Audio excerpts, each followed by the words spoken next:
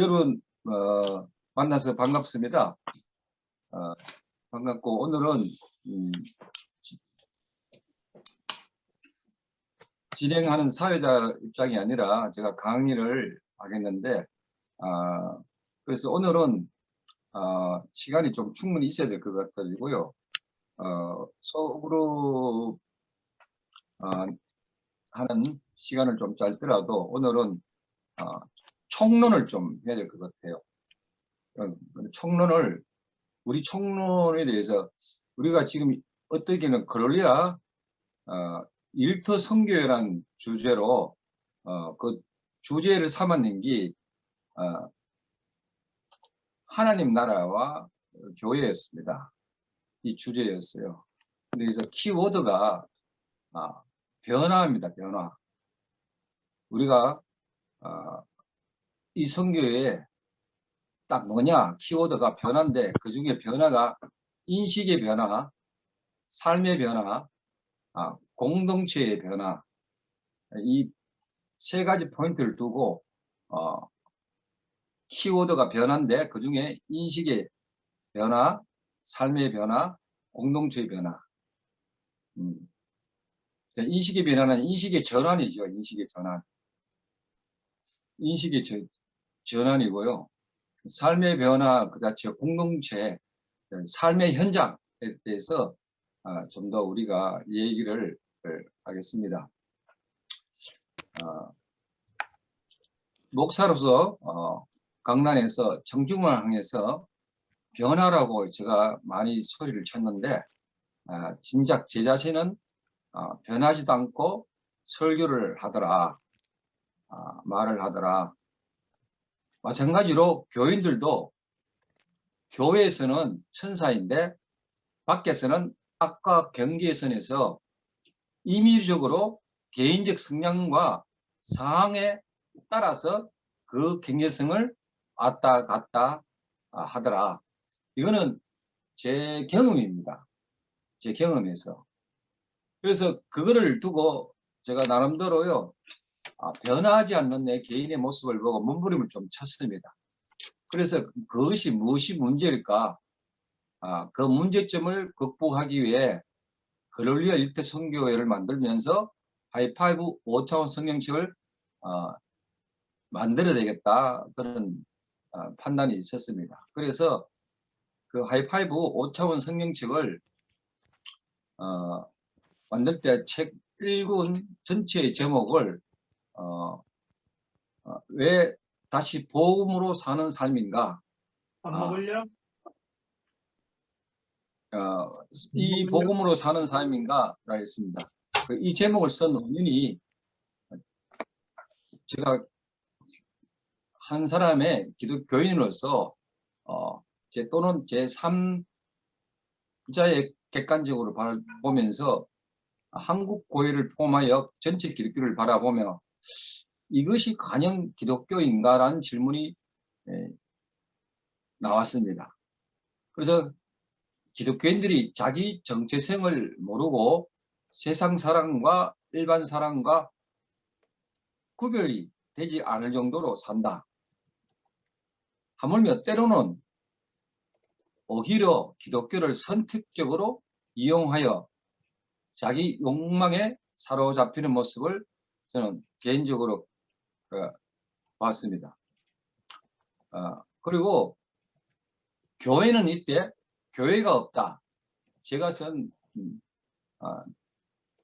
책, 뭐랄까 앞으로 쓰고 싶은 책 이름입니다. 교회는 이때 교회가 없다. 무슨 말인가? 보이는 건물은 이때 진정으로 예수의 삶을 사는 그런 공동체를 추구하는 그런 교회가 눈에 보이지 않는다는 겁니다.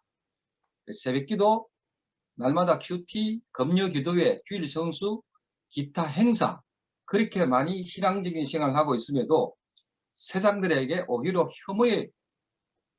혐오의 단체로 교회로 깊이 되고 있다. 그런데 깊이 되는 현상을 자의적으로 기독교인들은 마지막 10대의 핍박이라고 말하는 사람도 있는데 그거는 아닌 것 같다. 그러면 무엇이 문제인가? 무엇이 문제인가? 우리가 믿는 복음이 무엇이 잘못되어 가고 있는가? 그래서 우리가 그렇게 열심히 성경 공부하는 설교, 행동, 교리, 거리적 개념들을 이제 다시 한번 짚어봐야 할 때인가 아닌가 싶다. 과거를 재상하면서 지난 상황을 보면서 내가 그토록 믿었던 복음들이라 개념들을 다시 한번 살펴봐야 되느냐, 원천적으로 다시 봐야 되지 않느냐, 그런 고민을 함으로써 시작이 됐다 생각하시면 됩니다.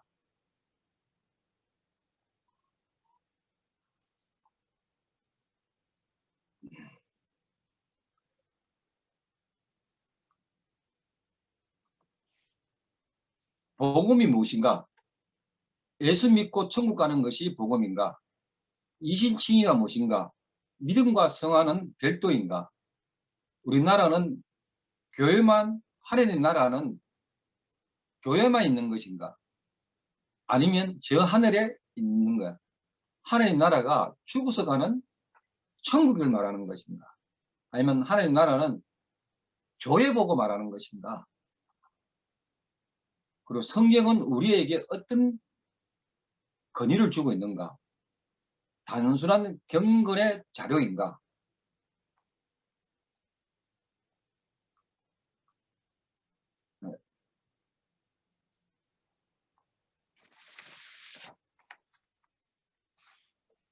삼위일체를 알고 우리는 예배하고 있는가?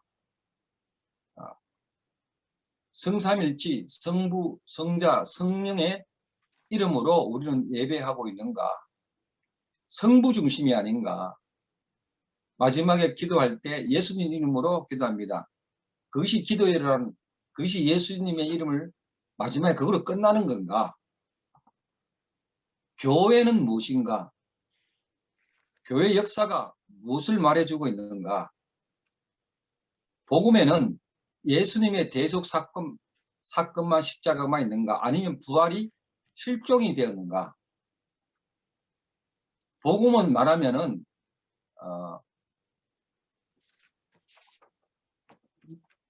십자가, 우리가 복음이라는 것은 굿뉴스인데, 예수님 나를 위해 죽으셨다, 대속하셨다, 그것이 복음인가?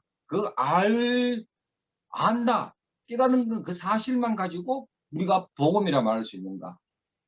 십자가만 얘기하니까 부활은 부활절만 지키는 그것만 부활인가?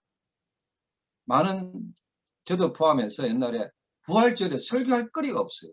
몇 번은. 무엇이 부활인지 모르니까. 그리고 오사에 4차 산업과 기독교는 무관한 것인가? 우리는 성경만 배우고 인문과학과 대화를 할 수 없는 것인가?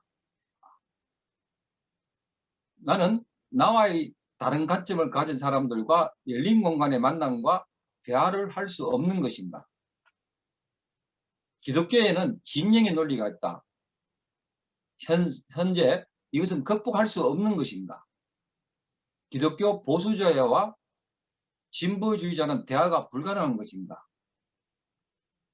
포스트 모던주의의 해체주의 사상과 허무주의 사상의 대화는 저는 이런 문제가 성경을 제대로 알고 해석하면 대부분 극복할 수 있는 믿음을 가질 수 있다고 봅니다. 그걸 하이파이브 5차원 성경 묵상 공부법을 이런 전제를 가지고 이 공부를 시작하려고 합니다.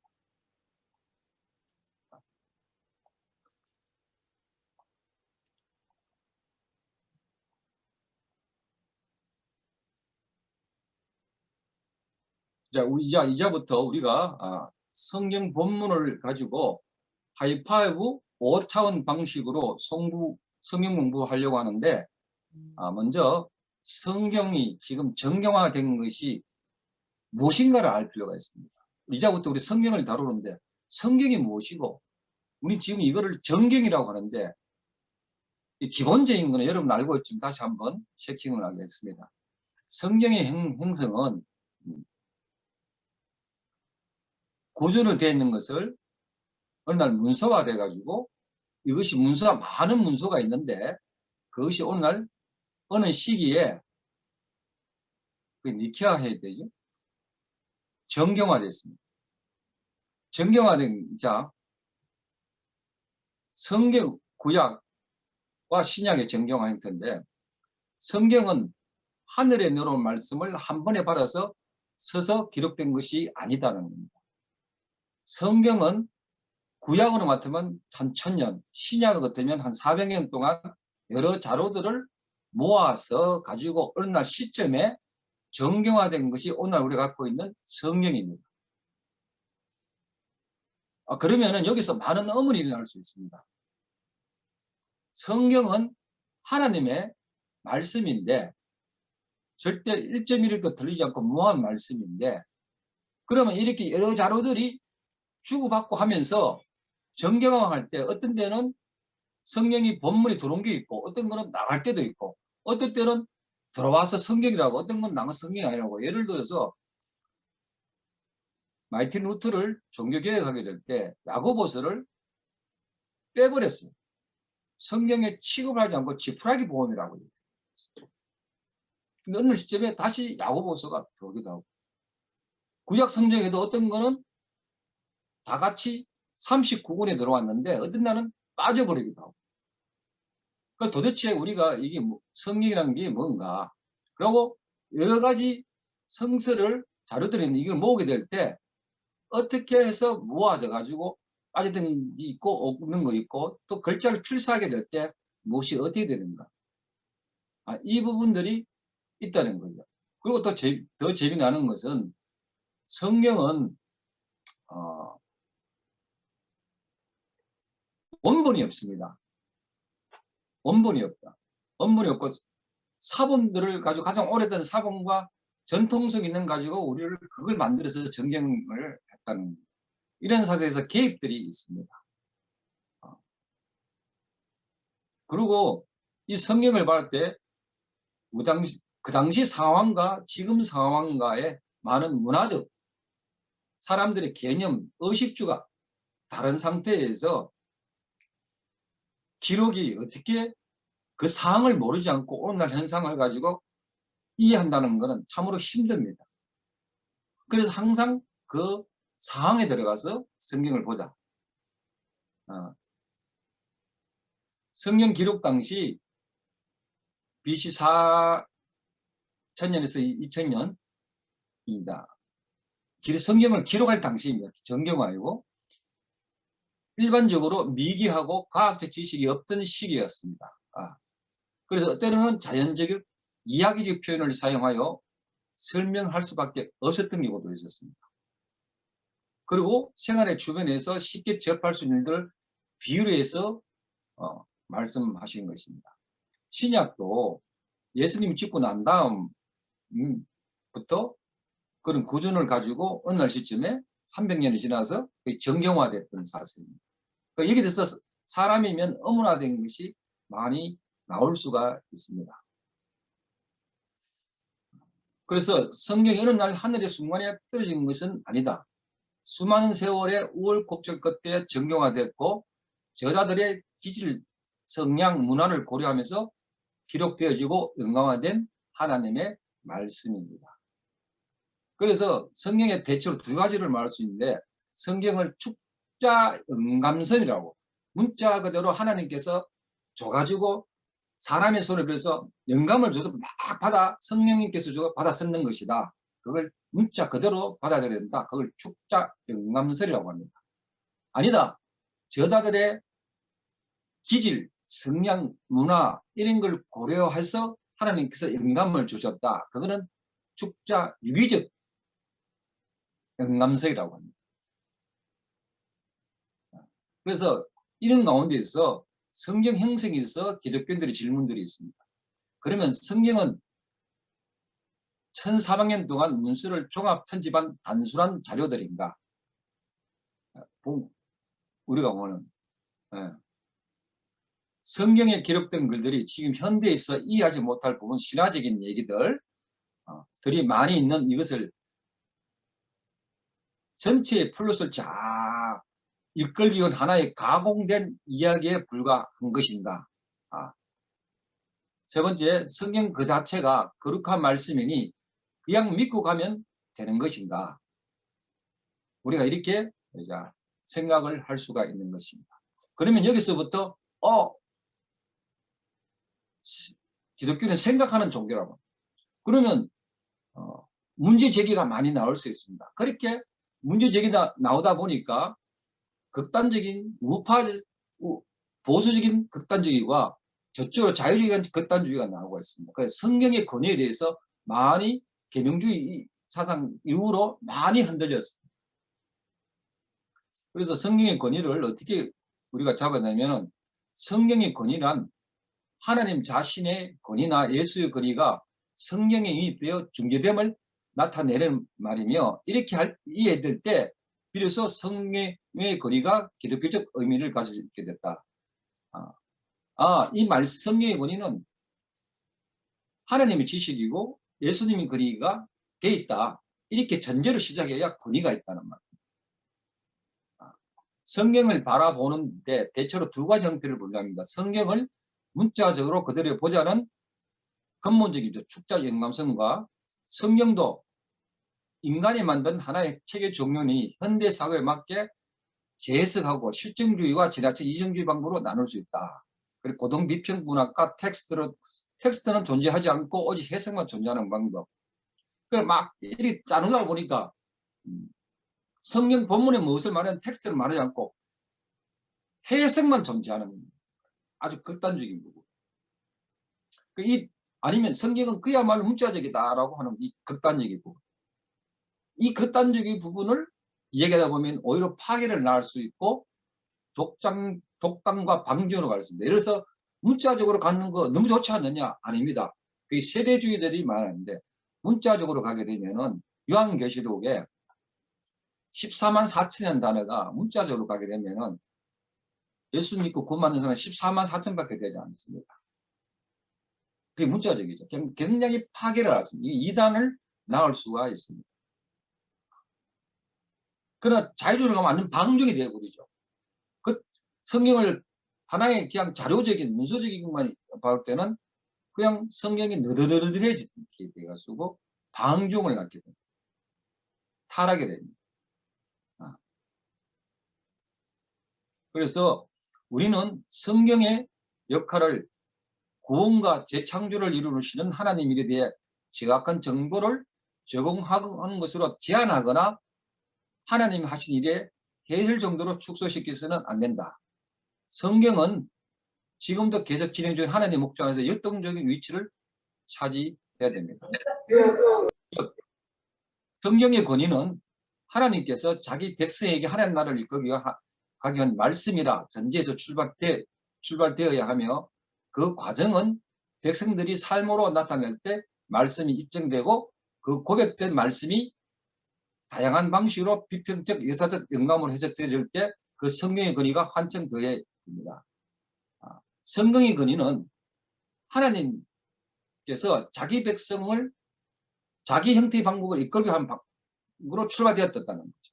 그래서 그거를 가지고 어느 여러 가지 방법으로 우리가 해석을 할 수 있을 때 그 거리가 가감이 되는 게 아니라 더 한층 더해진다고 볼 수 있습니다. 그래서 제가 한 예를 말씀드리겠습니다. 셰익스피어의 미양성 희곡의 이 예는 들어봤는지는 모르겠지만 셰익스피어가 예를 든 겁니다. 셰익스피어가 희곡을 5막 중에 4막까지만 쓰고 한 곡을 다 쓰지 못하고 죽어버렸습니다. 그래서 이 연극을 희곡을 하는 연출가가 있을 거 아닙니까? 딜레마에 빠졌습니다. 마지막 한 막을 남겨두고 그 희곡 전체를 버릴 수가 없는 거예요. 그러면은 혹자는 그럼 다른 훌륭한 작가를 찾으면 되지 않느냐. 근데 연출가는 그것이 안 된다는 거예요. 셰익스피어 같은 작가가 없다는 거예요. 셰익스피어 같이 사막까지 쓸 수 있는 그 의도를 파악을 못 한다는 거예요. 그 다음에 엔딩을 내려면은 그 나머지 사막을 충분히 소화하고 그것을 장렬하게 써줄 대신 훌륭한 작가가 없다는 것이에요. 고민 끝에 이 연출가는 배우들을 불러놓고 장기간 논의를 합니다. 어느 해도 뾰족한 답이 나올 리 만무합니다. 그 와중에 묘한 아이디어가 또 올랐습니다. 그것은 배우들이 직접 써보자는 것입니다. 왜냐하면 이때까지 사막까지 연습을 하고 소화를 당한 배우들입니다. 그러면은 다음 연출 5막을 이 배우들이 자기가 어떻게 끝나는 것을 알 수가 있다는 거예요. 소화를 했으니까. 그래서 그 연출가는 이 배우들에게 맡겨봅니다. 이 배우들이 창조스럽게 소화를 잘 해낼 것이다 맡깁니다. 이 예화는 성경과 그리스도의 관계에 대해서 묘사한 예화입니다. 즉 이 말은 우리가 성경의 근원에 대해서 마지막 남은 이 희곡을 써야 된다는 거예요. 여러분은 어떻게 생각하시는지 하이파이브를 통해서 성경을 마지막 근원을 살려보자는 거예요.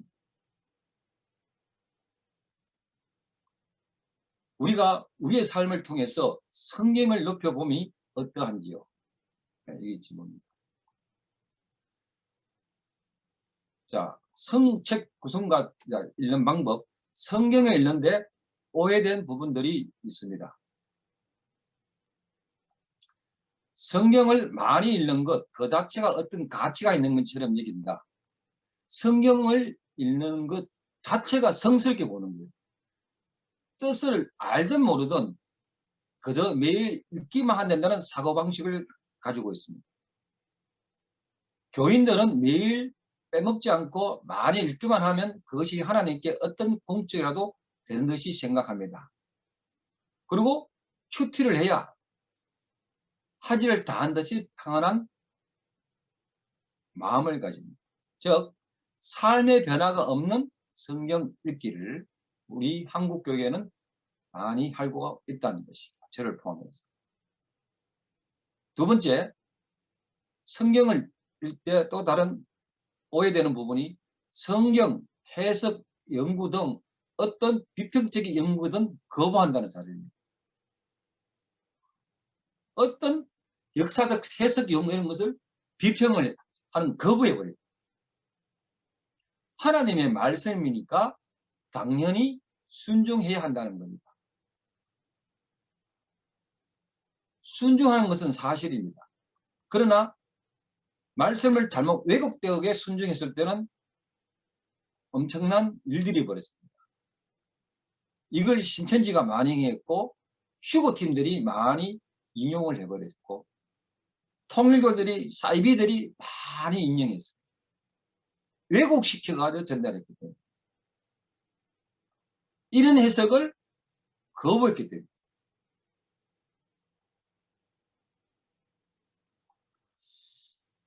세 번째, 특히 조심할 점은 성경은 모든 같은 방법으로 해석하면 안 되는 것입니다. 역사적 역사로, 시는 시로, 비유는 비유로, 신화는 신화로 역사 속의 신앙을 가장 적절한 해석법에 따라 해석할 때 하나님의 참뜻을 깨닫게 됩니다. 이를 잘못 해석하게 되면 이단들이 생겨납니다. 아까 요한계시록 얘기할 때 14만 4천을 상징적으로 비유적으로 이해해야 되는데 문자적으로 해석하면 커다란 오해가 생길 수가 있겠죠. 그런 종포가 특히 여호와정인들이 14만 4천이라고 얘기해요. 그래서 역사는 역사대로 시는 시대로 비유는 비유대로 우리가 해석할 수 있는 능력을 갖고 있어야 됩니다. 그걸 하이파이브에서 그 훈련을 통해서 하겠다. 이때까지 원 박사님께서 성경을 어떤 식으로 해야 될지 인식의 전환이 될 굉장히 알게 모르게 그 파라다임을 대중성으로 지금 넣고 있는 중입니다. 우리는 그걸 해왔습니다. 그거를 끝나면은 하이파이브 완성이 안 돼요. 이제 텍스트로 왔습니다. 이 텍스트를 해야 하이파이브 브랜드에 들어가는 겁니다. 단순한 그 사실만 우리 다 했다. 원 박사님이 해주셨으니까 이걸 가지고 어떤 데 역할에서 가자. 한번 가보십시오. 옛날에 있는 방식대로 그대로 가게 되는 수가 많이 있습니다. 우리가 미리 전에 했던 그런 나름대로의 깊은 사고를 가지고 접근할 때 우리는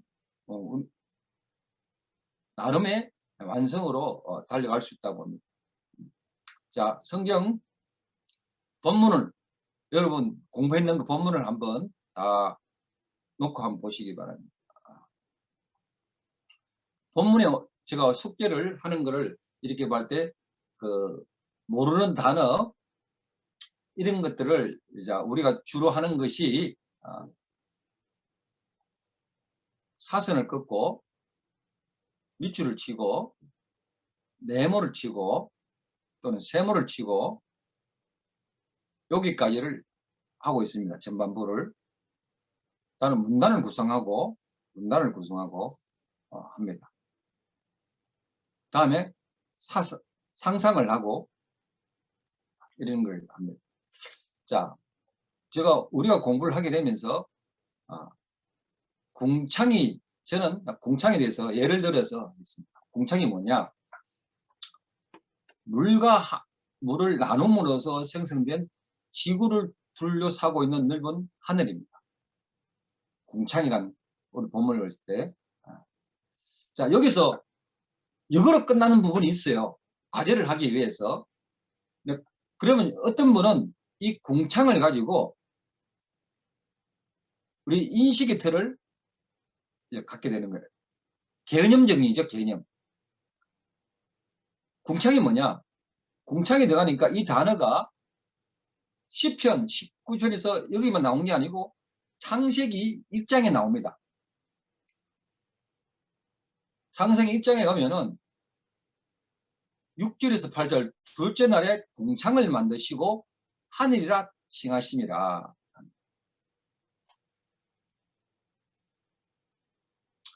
둘째 날에 하나님께서 행하신 일을 물 가운데 궁창이 있어 물과 물로 나뉘게 하셨고 궁창 위의 물과 궁창 아래의 물로 나눴습니다. 그 궁창을 하늘이라 부르습니다. 근데 하나님이 물과 궁창을 창조를 히브리 말로 바라라고 합니다. 창조를 바라라고 하지 않고 아사라고 표현한 것에 주의해야 합니다. 우리가 보기에는 궁창을 만드시고 우리는 창조라고 개념하고 있는데 히브리어는 아사라고 히브리어로 창조는 바라입니다. 바라. 완전히 무에서 유로 가는 것을 바라라고 합니다. 창조하는 것. 있는 거에서 있는 걸 만든 것을 만드는 것을 아사라고 합니다. 그 물이 이미 존재해 있었습니다. 존재해 있기 때문에 바라라고 하지 않고 아사라고 했습니다. 궁창은 만든 겁니다. 창조가 아니고 만든 겁니다. 이렇게 단어가 다릅니다. 그래서 우리가 앞으로 한글을 공부하고 또 하이파이브식으로 해가지고 또 영어로 공부하게 되고 좀 더 성경을 보려면 히브리어를 하고 싶은 분들은 하면 됩니다. 헬라어를 하는 원인이 있습니다. 그 본문이 원하고자 하는 것들은 무엇을 말하고 있냐? 한글보다 영어로 무엇을 하고 표현하고 있는가를 좀 봐야 되고, 영어보다 더하면 더 관심 있는 분은 히브리어, 저같이 헬라어를 한번 찾아보는 거예요. 이 훈련을 하기 위해서 여러분에게 이런 형태로 지금 보낸 거예요. 어떤 분은 과제를 하려고 끝냈는데 요 하이파이브의 의도는 이런 단어를 끄집어내서 여러분에게 자꾸 주도적으로 하라고 이렇게 낸 겁니다. 사실은 모르는 단어가 10개 있으면 10개를 한번 찾아보고, 그래서 시간이 어떤 사람은 3시간 간다는 말이 많이 맞습니다.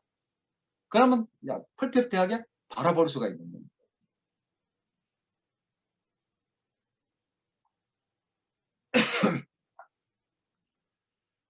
이렇게 원문을 봐가지고 이제 창세기를 이제 공부하다 보면은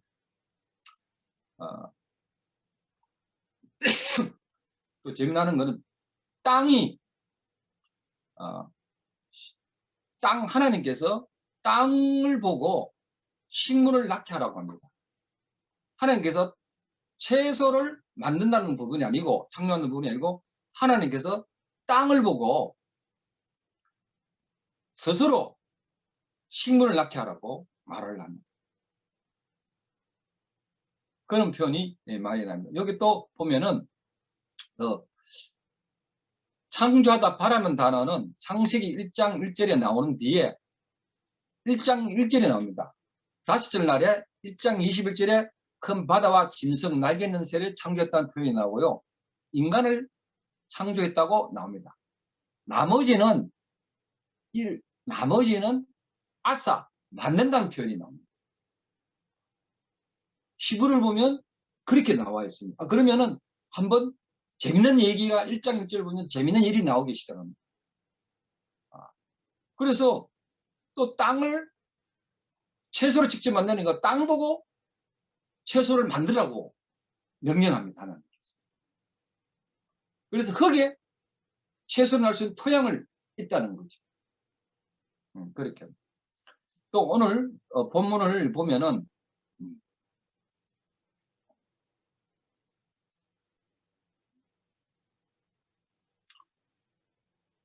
하늘이 하나님의 영광을 선포하고 궁창이 그의 손으로 하신 일을 나타낸도다.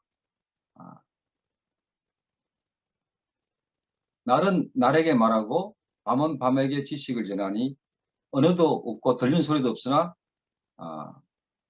그의 소리가 온 땅에 통하 그 말씀이 세상까지 이르도다.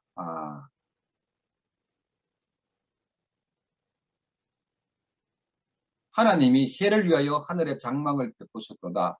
해는 그 신방에서 나오는 신랑과 같고 그 길을 따라 기뻐하는 장사가 가서 하늘이 이 끝에서 나와서 하늘 끝까지 운행하며 그 열기가 피할 자가 없도다. 하나님의 영광을 선포하고 하나님의 손으로 하신 일을 나타내다. 이런 말들이 나오고 있습니다. 하나님께서 손이 있다고 이렇게 표현합니다.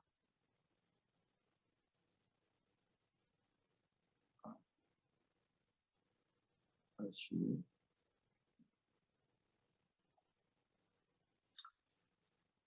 하나님께서 손이 있다는 말은 하나님이 사람처럼 표현한 거예요. 신학적으로 보면은 신인 동용론 안스로포피즘이라고 하는데요. 신이나 신들에 대해 인간과 유사한 존재에서 말하는 신에 대한 하나님의 관점, 일반 문자 그대로 사람의 형태의 의미로서 그리스로로 사람의 이란 뜻의 안트로포스의 형태의 뜻의 모로페에서 유래됐습니다. 그러니까 하나님께서 팔, 하나님께서 눈, 하나님께서 입이 있다. 로 묘사한 것이 신인 동령론입니다. 이걸 성경에는 많이 표현되어 있습니다. 그걸 미리 아셔야 됩니다. 우리가 이게 하나님 손이 있고 입이 있다 이렇게 문자적으로 생각하면은 안 됩니다. 그걸 신인 동령이라고 하고요. 여기 하나님 영광이란 말은 뭐냐? 영광은 어떠한 뜻인가? 영광은 헬라어로 독사, 히브리어로 카보드인데 하나님은 그 자체가 영광이시다 란 말입니다. 하나님은 그 자체가 영광이다. 본질이 영광이다. 영광이 다른 말로 공이라는 말로 표현되기도 합니다. 그래서 그분의 살아가는 기적 위에 존재한다는 사실을 말하는 겁니다. 그래서 모세는 하나님께 주의 영광을 내게 보여주시라는 적이 있습니다.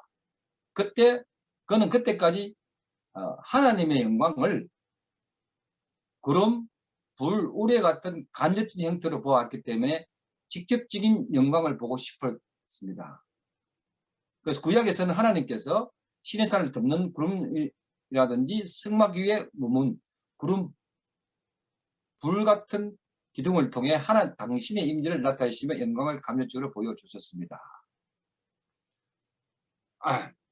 하나님께서는 당신의 영광을 보여주시라는 모세의 말에 내가 내 선한 모든 것을 너 앞에 지나가게 하고 하나님 이름을 내 앞에 선포하리라.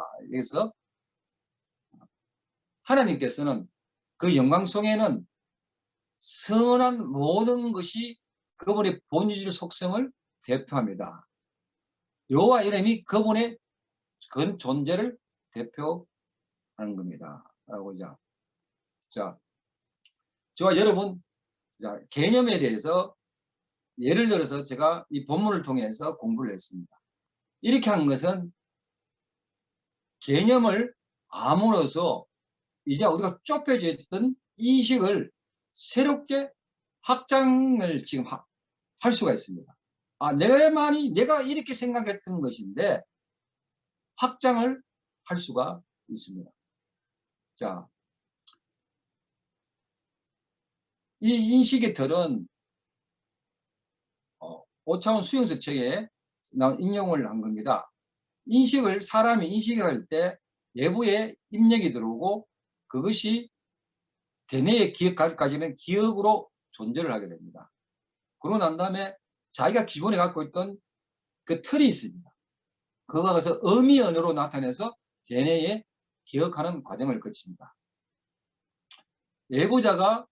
학습자가 예부에서 들어온 기호 언어를 재해석 과정은 자신이 사물을 인식하는 방향에서 크게 영향을 받습니다.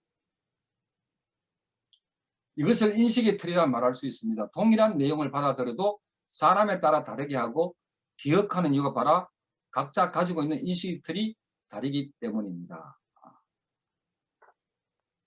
자, 여기서 여기서 객관화 훈련과 주관화, 우리를 말하면 객관적인 신앙, 주관적 신화로 이렇게 표현하고 있는데, 객관적인은 저자의 의도를 내 의도가 아닙니다. 강연자가 말했던, 저자가 말했던 의도를 분명히 알아서 요약해서 적어보라는 겁니다. 엄 박사님 자꾸 이 말씀하는 거는 저자의 의도가, 강의 의도가 무엇인가 생각하지 말고 여러분 훈련으로 적어보라는 겁니다. 그 훈련을 하라는 겁니다. 그래서 우리 하이파이브 공부에 생각하고 넘어가지 말고 꼭 요약해서 정리해보라는 겁니다. 그 훈련을 하라는 거예요. 알고 있어도 그걸 정리해보고 적은 가지고 더 가지 말고 그 적은 걸 가지고 발표하라는 겁니다. 주관하는 뭐냐? 자, 여러분 신앙이 뭡니까? 신앙이라는 거는 여러분 신앙이라는 거는 하나의 이런 인식의 틀을 외부 입력과 견해까지 인식의 틀을 갖고 있는 상황에서 신앙이 형성되어 있습니다. 자, 다르게 말하면 내가 기독교에서 태어났으면 기독교적인 내 삶에 모르게 교회를 다니든 안 다니든 간에 그 인식의 틀이 있어요. 엄마한테 받았거나 할아버지한테 받았거나 가까운 아내한테 받았거나 자식들한테 받았거나 알게 모르게 그런 문화가 돼 있어요. 또 기독교 중에 성결교, 감리교, 침례교, 장로교가 아니면 순복음교 다 다르게 그런 문화가 있어요. 그거를 전통이라고 얘기합시다. 그리고 내가 살고 있는 문화, 21세기 문화, 19세기의 문화, 18세기의 문화가 같이 결합되어 있습니다.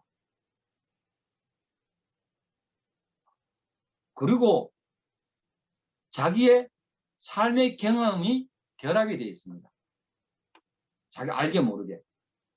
그러고 난 다음에 그 인식의 틀을 가지고 성경 본문 텍스트를 보게 됩니다. 이 부분이 알게 모르게 형성이 되어 있습니다. 그런데 지금 21세기에는 특히 한국적 상황에는 플러스 정치적 사항이 결합이 되어 있습니다. 성경을 바라보게 될 때, 교회사를 바라볼 때 이 부분을 절대적으로 간과해서는 안 됩니다. 인생 삶이 정치라고 아리스토텔레스는 뭐 그렇게 얘기하는데 어떤 부분이 맞습니다. 교회사를 하게 되면은 성경 교리사, 교의학을 결정하게 될 때 우리가 알지 못하는 상황에서 정치적 상황들이 있습니다. 내가 현재 해석하게 될 때 우리 아빠가 전통이 저렇고 뭐 내 상황이 병원에 이루어졌다. 알게 모르게 이런 부분들이 형성이 돼서 나도 모르게 신앙이 형성이 되어 있다는 사실을 아셔야 됩니다. 그게 중하나 속에서 결정됩니다. 객관화해서 텍스트를 바라봤다지만 이런 것이 결합이 되어서 해석하고 하고 있다는 것은 부정할 수 없는 사실입니다. 그거를 알고 시작하셔야 됩니다. 그래서 성경 본문을 갖고 있을 때 다양한 해석이 있음을 우리는 받아들일 수 있는 겁니다. 나만이 옳다고 할 수가 없는 겁니다.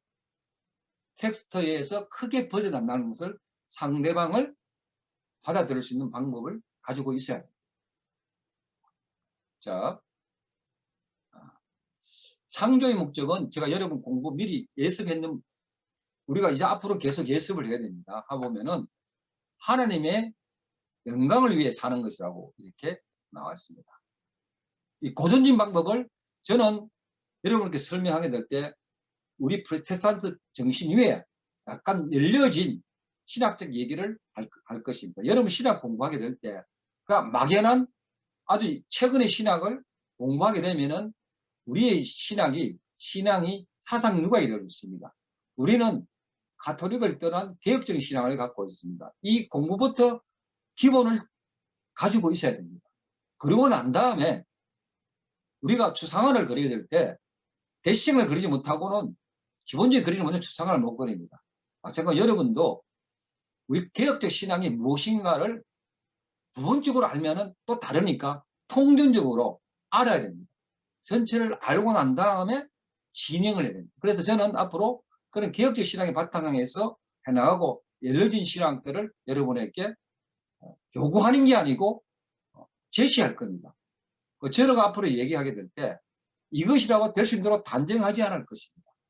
이런 지식이 있다는 것을 제시하고 여러분들이 자기 상황에 맞는 객관화 주관의 상황에 맞는 상황에서 결정하시고 모르면 담임 목사님 주변에 있는 신앙인들하고 의논해서 그걸 결정하시기 바랍니다. 그러나 여러분의 인식의 면을 전환을 높이기 위해서 여러분에게 자료 제공자로서 여러분에게 제공할 것입니다. 자, 할 때 하나님의 영광 위에 사는 것, 두 번째는 기쁨의 교제를 위해서 하는 것, 만물에게 복을 주기 위해 하는 것. 창조의 목적은 이 세 가지 토두리에 있습니다. 어떤 분은 다스리다를 가지고 창조의 목적은 인간의 창조의 목적은 모든 만물을 다스리다 라는 것을 표현하는데 그건 조금 오해된 그 다스리다는 건 정복하다 의미를 많이 갖고 있는데 그건 다른 오해가 있게 다시 제가 설명해 드리겠습니다. 이런 창조의 목적은 어떻게 풀어야 되느냐. 앞으로 우리 삼일체에 대해서 공부를 좀 해야 될 건데 심심해서 하나님께서 인간을 창조했다. 만물을 창조했다. 가령 그럴까요? 그냥 사람을 만들어서 자기의 월십을 위해서 자꾸 드러나기 위해서 자기를 만족시키기 위해서 했다. 그럴까요? 아까 우리가 하나님의 영광이 뭐냐 라고 했을 때 우리가 원문을 바라보면서 그 영광은 여호와 이름 그 자체가 영광이라고 했지 않았습니까? 원문을 보니 그 자체가 영광이에요. 여러분의 우리가 있고 없고에 관계가 없는 분이 있고. 그럼 왜 이것을 창조했느냐? 그거는 삼일체의 하나님의 관계성에서 풀어야 됩니다. 삼일체 완벽한 삼일체 성부, 성자, 성령님께서 한 분 세 위격이면서 한 원입니다. 하나이십니다. 세 인격이면서 제가 한 분이라고 하지 않았습니다. 하나 원, 그 원이라고 했습니다. 이 차이가 굉장한 차이가 있습니다. 이 관계성에 있어서 이거를 페리코로시스라고 얘기합니다. 페리코로시스. 이건 앞으로 삼일체에 가서 이게 뜻이 무엇인가를 분명히 이야기했습니다. 이런 삼일체의 관계성에서 사랑의 관계성에서 창조의 목적이 있는 말씀을 앞으로 얘기해 드리겠습니다. 자, 오해했던 부분이 뭐냐면은 다스리다와 주관하다의 차이가 있습니다. 다스리다 라는 말은 히브리어로 라다라는 말입니다.